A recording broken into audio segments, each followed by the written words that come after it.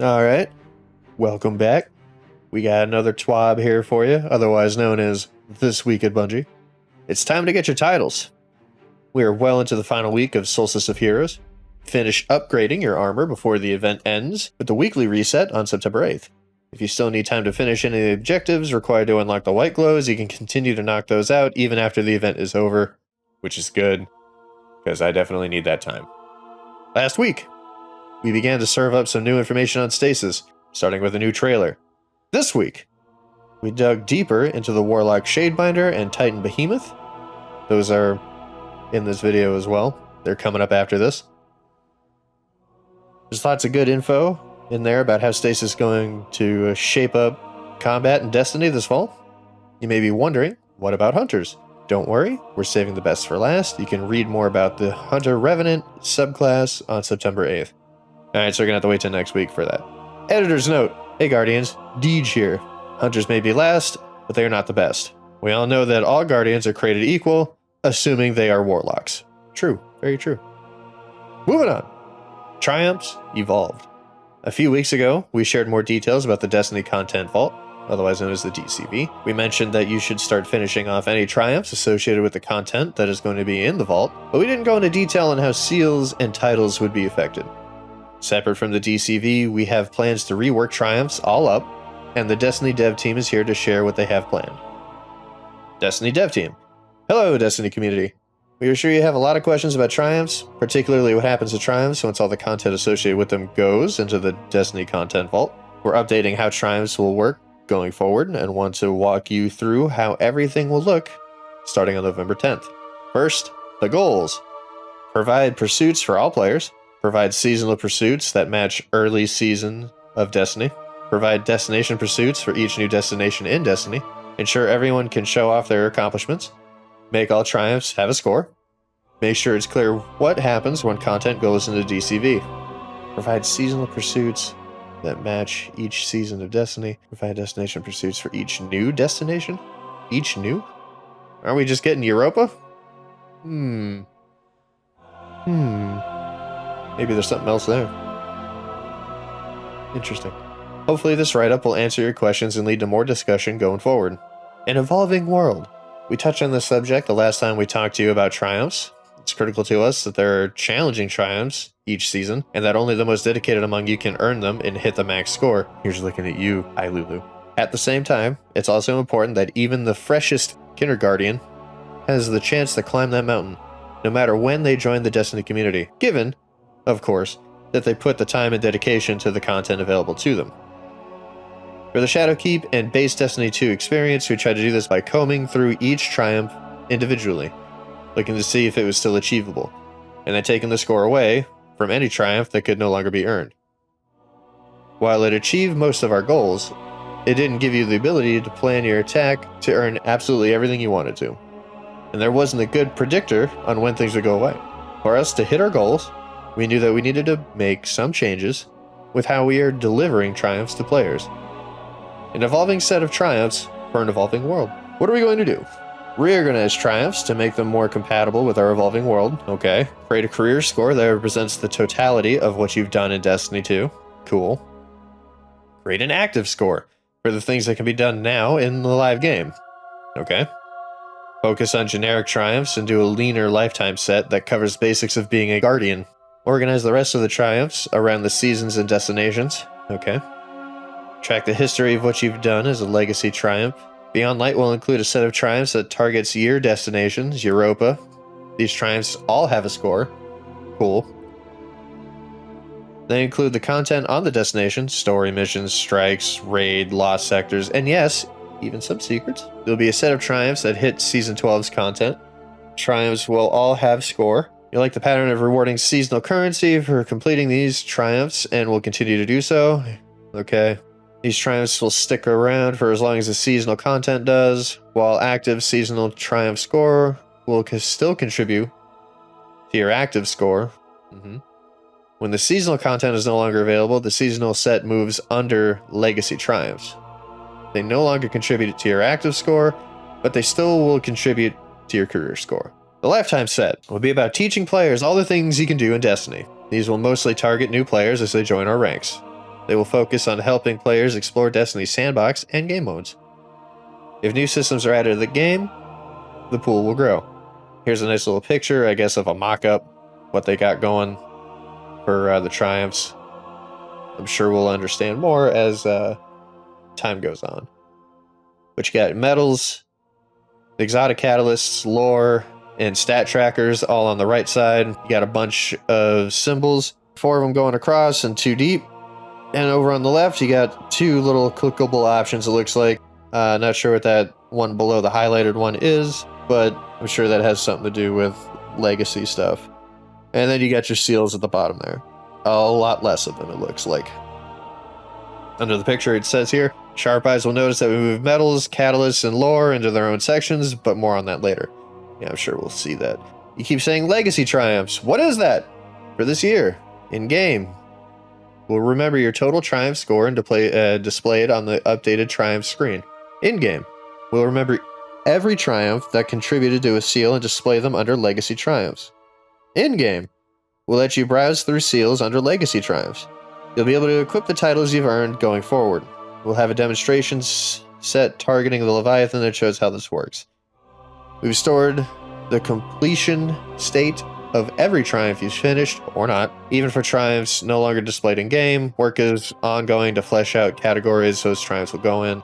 Going forward, when content moves to the Destiny content vault, triumph sets that are no longer earnable will become legacy triumphs. Legacy triumphs will contribute to your career score, but not active. What about the things that can still be earned after November 10th? We'll break out Luna, Dreaming City, Tangled Shore, EDZ, and Nessus triumphs into their own destination sets, and keep them available and contributing to your active triumph score. We'll move your progress into any triumph that still exists. In some cases, we've reduced the size of triumphs to make them easier to understand for new players, Gambit, Crucible, Vanguard. In other cases, we've increased the size of the set and added rewards for the lifetime set. Does this mean some seals may no longer be earnable? Yes. With a bunch of content going into the DCV, there are seals and their corresponding titles that will be no longer earnable when Beyond Light is released. So what's staying? Earnable in Beyond Light. You have your Crucible, Unbroken, Gambit, Dredgen, Flawless, Conqueror, Shadowkeep, Harbinger, Garden of Salvation Enlightened, Dreaming City Cursebreaker, Last Wish Rivensbane, Beyond Light Redacted, Season 12 Redacted, and Redacted. Moved into Legacy, Beyond Light and no longer earnable, A Shadow Rises for your Shadow title, Reckoner, Black Armory, Blacksmith, Destinations Wayfarer, Lore Chronicler, and Seasons 5 through 11 titles. So that's going to count for things like, well, like what we're doing right now. So Arrivals and Savior and everything else that came out between Seasons 5 to when Beyond Light launches. Some of those I don't think you can earn right now anyway. I have most of the things that are going into the DCV here, with exceptions to Blacksmith, Reckoner, and Shadow. Not for lack of trying. I don't know if I'll get those done in time, which is kind of sad. But moving on. What were you saying about metals, catalysts, and lore moving? Metals and catalysts will now have their own sections to make them more visible and easier to keep track of. Lore will also have its own section and brand new UI to show off the book covers and improve the reading experience. Oh, neat. All lore up through Season of Arrivals will be available to all players. The game will still show how many of the pages you've earned, but everyone will be able to read everything now. Okay, so you don't necessarily have to earn them now to be able to read them, which is fine. That seems okay to me, because there are some things that I'm missing, and now I guess I can read it. Let's see here. So if you want to see X out of X pages earned, go earn the missing lore pages before the end of the season as well. Okay, so if you want to see all the score you can get for all of your lore, you got to go do that now. You have until November. Get cracking. New lore will be unlocked through triumphs going forward and eventually made available to everyone when they become legacy triumphs. Okay, so that means, let's say in the new season, whatever that one's going to be, you start earning some triumphs, you get your triumph score up, you're going to get some lore for just doing whatever it is you're doing. A good example would be your new subclasses. I'm sure by unlocking everything associated with your new subclass, you're going to get new lore about like darkness and guardians and fun stuff like that. So if you don't, for some reason, finish that, by the time season 13 rolls around, you're going to get everything anyway. You just won't get the triumph score for it. Kind of a bummer, but hey, at least you're able to read everything now, not being gatekept, so that's nice. Well, there you go. It's a lot to absorb, but we think this moves us much closer to our goals of providing interesting and compelling pursuits, season over season, and year over year. While letting everyone participate, please share any questions or feedback you have for the new Triumph plan in the usual places. Other things. Iron Banner, Lord Saladin, returns to the tower once again next week, encouraging Guardians to don their most powerful gear and show their might. Powerful rewards wait for those who enter the Iron Banner, starting on the 8th and running to the 15th. Just in case you have recently joined us or need a refresher, Iron Banner is a week-long Crucible event with a specialized version of control. You can capture all 3 zones. You can create a power play, allowing for your team to hunt down enemies, and you'll be locked out from capturing zones for a period. And they show off the armor and weapons, which, I mean, the armor's pretty alright, the weapons pretty alright. If you don't have them yet, I recommend jumping in there. If you're even remotely curious, it's a good way to get high stat gear fairly easily. Other things. Better, faster transfer. Have you ever been trying to pull a specific weapon from your vault in the middle of a strike and had it wait precious seconds for the transmat to your inventory? With the latest improvements, transferring items with the companion app or third-party apps is now roughly 10 times faster than before. If you don't know what I'm talking about, go download the Destiny 2 companion app on the App Store or Google Play Store. For those of you who are curious about the technical underpinnings, the BNet team has refactored the way the key components of the API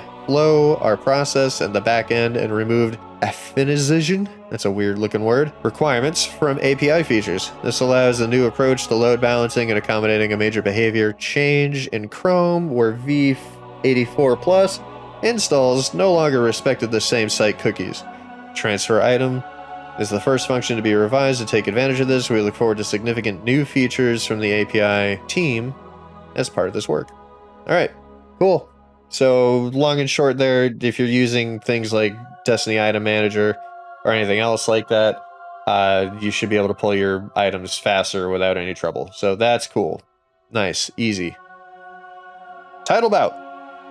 This is all support stuff here, talking about the update that's coming on the 8th. So, update 2.9.2 on Tuesday, the 8th. Update 2.9.2 will be available to all players. They're going to start updating the game at 9 Pacific, which, you know, figuring out whatever time zone you're in from there, Pacific Standard Time, they're starting at 9 a.m. So for me being on the East Coast, that's going to happen for noon, which is fine. They talk about the seals. Let's see, what else is here? Solstice Bright Dust. Players impacted by Week 2 Solstice of Heroes bounties issue were granted their missing Bright Dust on Monday the 31st. However, there was a delay in the accompanying in-game message for many players. Players who see this message will have already had their missing Bright Dust added to their account. Alright, cool. So if you're still missing Bright Dust for whatever reason, you should be good to go now. Known issues. While we continue investigating known issues, here's a list of the latest issues that were reported to us in the help form. Players can't type Korean Hangul characters into game chat.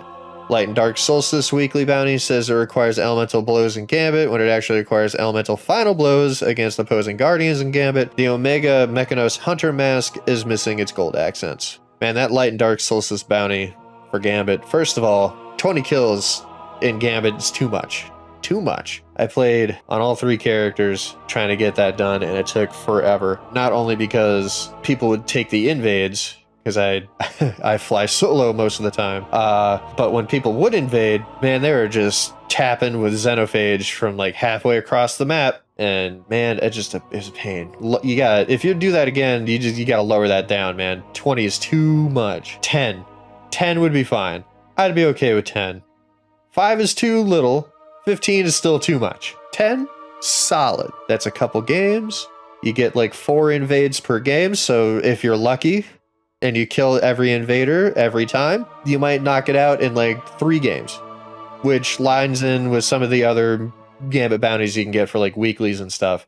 If you're unlucky, or if you invade like crazy, you might be able to knock it out in 1 game. Who knows? But at least it wouldn't be 20. Good lord. Then we got some movies of the week. And that's about it here. Cosmos signs off with have you finished your Majestic and Magnificent sets yet? You still have a few days to wrap up and Solstice of Heroes related tasks before the summer event comes to a close. I got my purple glows on because I'm mostly always rocking Night Stalker. That may change soon because of the Revenant subclass is looking hot. Cold. Signed off, Cosmo. All right, man. So that's it. That's the TWAB. It's pretty all right. Lot of information on here. The bulk of it is revolving around triumphs and the seals. If you don't have them, you better start working on them if that's something you're wanting to do, man, because those seals are going to be bouncing out pretty soon.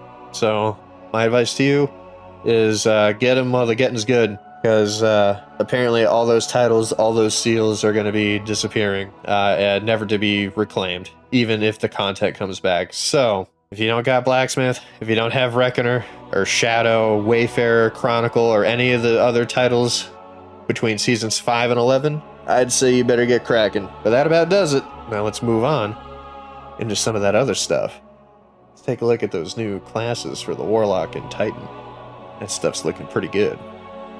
Alright, so last week, Bungie dropped a bunch of videos and trailers showcasing the new subclasses that we're going to be getting in Beyond Light, which was pretty cool, but now they're going to dive in a little bit deeper, and we're going to take a look at everything that's actually happening, you know what I mean? So let's take a quick peek here and see what they got on offer. So, this first image here, we got the Warlock Shadebinder, looking pretty good. Got the staff, pretty alright.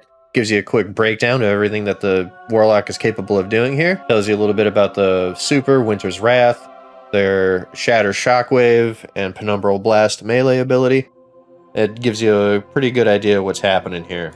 So, let's look at what Bungie has to say about this. So we have here the Stasis Spotlight. Welcome to the first in the series of Stasis Spotlight articles, where we'll be taking a look at Stasis via each of the 3 Guardian classes in Destiny 2. Stasis is the new elemental power to Destiny since the original trio of Arc, Solar, and Void, and its introduction in Beyond Light will have ramifications for players across all aspects of the game, from narrative to combat, to the way which players will customize their Guardians. So that's good. Everything's looking pretty slick. Let's read on here. Each Guardian class will have a new Stasis subclass with Beyond Light. As you might expect, each class will use Stasis in a unique way. Stasis is the domain of control, an elemental power that is less about outright aggression and more about careful control of enemy combatants and space, sometimes even using the powers of Stasis in a defensive way. Hunters zipping by in the blink of an eye while slowing down opponents in stasis fields, Titans smashing their fists to the ground, launching jagged eruptions of stasis from the earth. No matter which class you prefer, Stasis will change the way you play Destiny 2. By commanding Stasis in Beyond Light, players will have access to new powers that change their approach to a fight. In combat, Stasis can manifest in multiple ways, including freezing or slowing opponents, creating crystalline stasis structures, and even shattering frozen combatants. This range of options gives players more ability to control large-scale fights than ever before.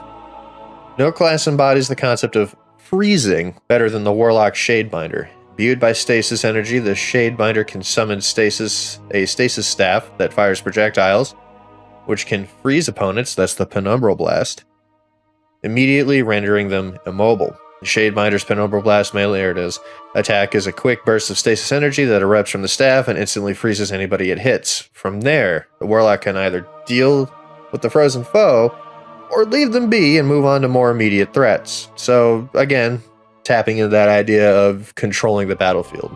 If you're looking to combine freezing with destruction, look no further than the Shadebinder's Super, Winter's Wrath. Here, the Shadebinder summons their stasis staff and fires projectiles that instantly freeze opponents.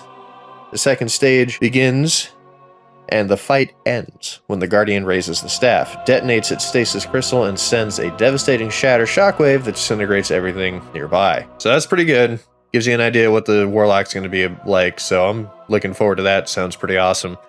Can't wait to test it out. Let's see what it has to say here about customizing. If you've played Destiny long enough, you know that choosing the right subclass for each situation can be crucial to the outcome of a fight. Titans have their bubbles, Warlocks have their wells, skilled Guardians know how to incorporate those abilities in being a pinch. With Beyond Light, Stasis, we're giving you even more flexibility to customize your subclass to your style of play. And they got a little photo here. I'm going to zoom in on that. So you can see abilities, aspects, and fragments, along with your stats in the bottom left-hand corner there a little bit. Each Stasis subclass in Beyond Light will give players the ability to customize abilities like grenades, movement, class ability, and so on. In addition, we've added new layers of customization with the addition of aspects and fragments. So that's pretty good here. Let's see. Aspects manifest as physical items in the world, such as the crystallized Vex Conflux or a robotic fallen arm, for example. Once slotted in, aspects will offer players new abilities among other effects. These abilities can be mixed and matched freely by the player. Many aspects will have space for fragments to be slotted in. Fragments also are physical items that you can discover in the world that, when applied to aspects, offer additional passive perks such as stat bonuses that may come with penalties. Aspect upgrades are unique to each Stasis subclass, while fragment slots are agnostic. How players combine these two different types of upgrades will lead to a range of customizable options. Great. So aspects are tied to whatever character you're playing, Warlock, Hunter, Titan, and fragments, you find one for one character, you can use it on any of them from what I'm reading here. So that's pretty good, although it wouldn't surprise me in the least if you had to go out and find those items for your other classes. It probably won't be that bad to find them again if you need to, but knowing that whatever you find on one character, you can find on another, good. That's nice. Can't wait to see how that pans out. We got another photo here showcasing some of the stuff. Gives you a readable there for Frost Pulse. And if you look at the other photo that they have here, Whisper of Bonds looks like the fragment type. So that's pretty neat. Little readable on that too. Frost Pulse here says okay, first of all, looking at it closer, you see it has fragment slots there right below the imagery of Frost Pulse. So it looks like you can slot one of something. I'm going to guess fragments since it says fragment slots. A conflux, trapped motionless in crystal, infinite possibilities held in tranquil inertia. You unleash the darkness within, suspending your enemies in harrowing stillness. Subtext here, casting your rift generates a shockwave that freezes nearby combatants. Alright, so we saw that in the video that they released last week, showing the Warlock throwing down their rift, and everything nearby froze pretty near instantly, which was great.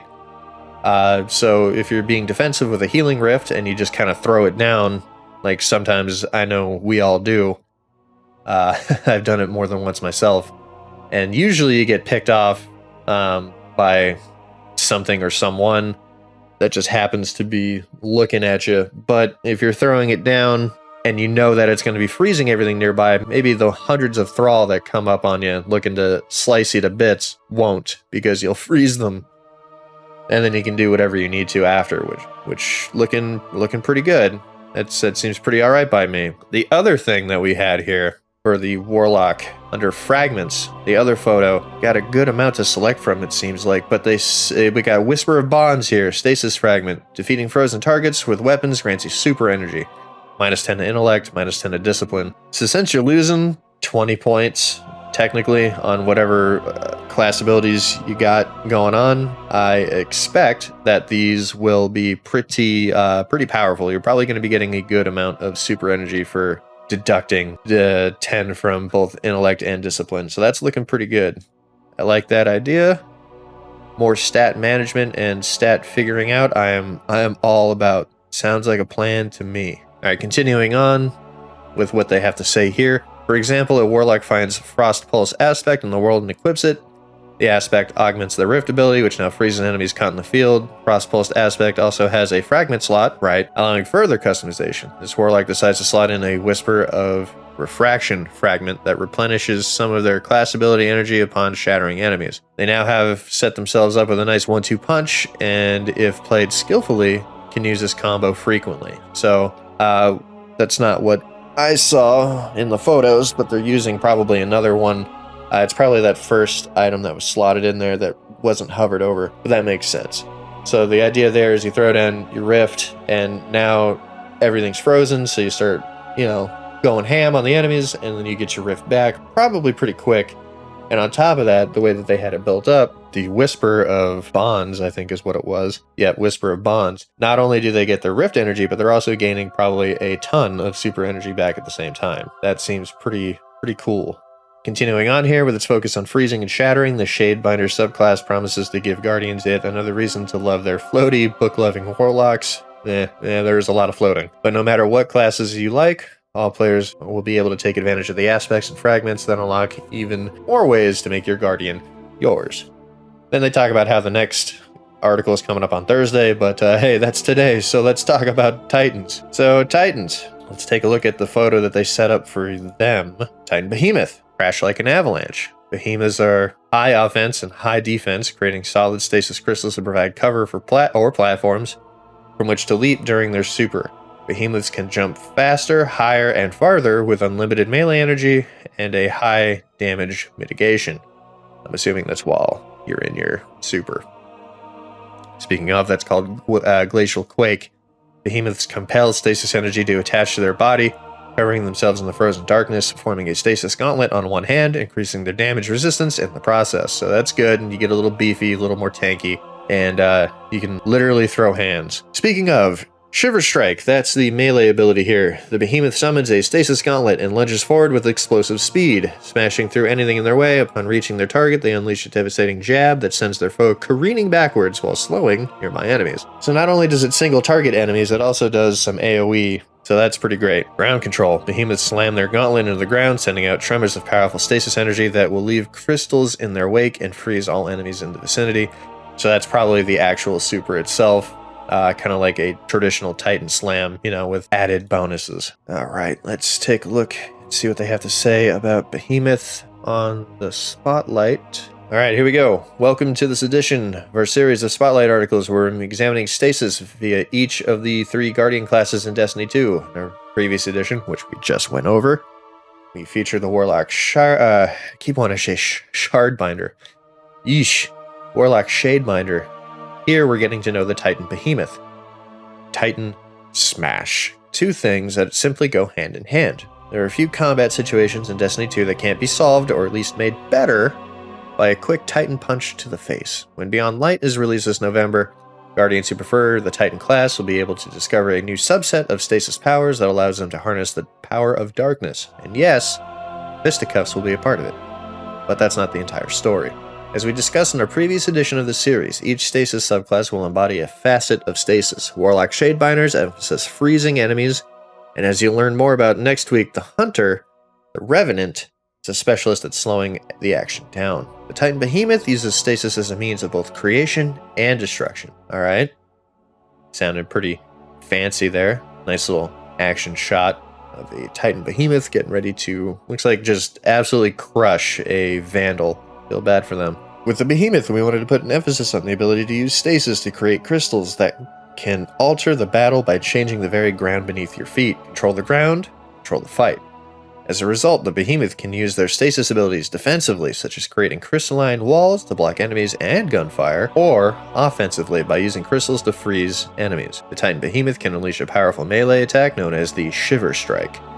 Here, the Titan lunges forward, launched by a stasis explosion at their feet to propel them forward at the enemy. While in midair, they summon a stasis gauntlet that covers their fists and then slams into their foe, sending them careening backwards and slowing nearby enemies. Yep, that's what we read in that little picture earlier. Here's a little action shot of the Titan doing exactly that. The Behemoth's super Glacial Quake begins with the Titan forming a mighty gauntlet on their fist. They can then slam the gauntlet into the ground, sending out shockwaves that form stasis crystals, which freeze nearby enemies. Covered in armor of stasis crystals, the Titan temporarily becomes an unstoppable wrecking machine, able to jump higher, faster, and farther, all while blasting enemies with greatly increased melee attacks. So just bottom tree striker before the nerf. Alright, cool. Can't wait to deal with that.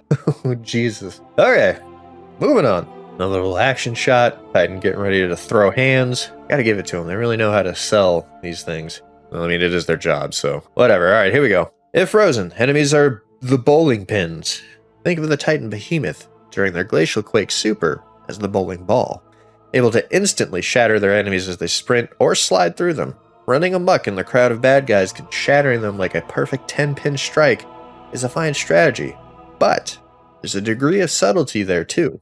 If you want. For example, you can cancel out of the slide and do a massive stasis-powered leap, only to cancel that just at the right moment and direct the Behemoth downward onto a devastating slam. So, punch if you must. But know that stasis has plenty more to offer you, Titan. Alright, so that's cool. You can either go big brain and cancel things, which gets me kind of excited. I do enjoy my fighting games, so being able to cancel out of something into something else sounds super cool. Or you can, go in full crayon eater and just punch everything until it stops moving, which honestly, tempting. but I think we can do better. They got a couple of pictures here showing off the Behemoth subclass specifically with their abilities and some aspects. They don't really go into it super in depth like they did with the Warlock, probably because they don't really have to this time around, but we do get a couple other things to look at here, specifically for the Titan here. We got the aspect Tectonic Harvest, which looks like it has 2 fragment slots, which is great. A Petrified Grip, grasping for something once held but now lost. Your hands create power from nothing. Shattering a Stasis Crystal creates a Stasis Shard. This shard grants melee energy when picked up by you or your allies. Okay, so I guess the idea there is you hit something with your big, meaty, frozen fist, and then you make shards out of it. And if you pick it up, great. If not, your teammate can pick it up. Also good. Then we got the Stasis Fragment here. The Whisper of Durance. Slow from your ability lasts longer. For those abilities that linger, their duration will also increase. And it gives you a plus 10 to strength on that. So, I guess if you, example, lunge into an enemy with your big frozen fist and you hit that guy and it freezes them, the AoE that emanates from hitting that one and potentially freezes everybody else around you, not only does it slow them more, but it also is going to last just a little bit longer. So that's good. That gives you a lot of control in certain aspects. So that'll be interesting to see what happens there with that idea. They close out here saying that next week they're going to be diving deeper into Stasis with a look at the 3rd and final subclass, the Hunter Revenant, and they ask how you can make them more deadly. That's by making them able to slow everybody else way down. So that's pretty cool. I like where they're going with that. I'll be interested to see how and what they do with the Hunter to make it even more annoying, but that's something we'll deal with next week on the 8th. So, till then, hey, thanks for coming by. I appreciate it. I'll see you on the 8th with another smaller update for the Hunters. You have yourselves a good one. See you later. Hey, thanks for coming out and watching this whole video. I know it's a bit of a long one, but there's a lot to go over since I missed out on, well, earlier this week with the Warlock release, and then there was the TWAB today, and then they also did the Titan. I know it's a lot, promise. The next Destiny update video should be way shorter, because it's just going to be about the Hunter, and we'll deal with Thursday when it comes. But hey, again, I appreciate the fact that you came out here and watched the whole thing. Because of that, why don't you go ahead and hit that like and subscribe button while you're there. Share this with all your other friends too. Get the word out. We got more to cover. I'll see you in the next one. Take it easy.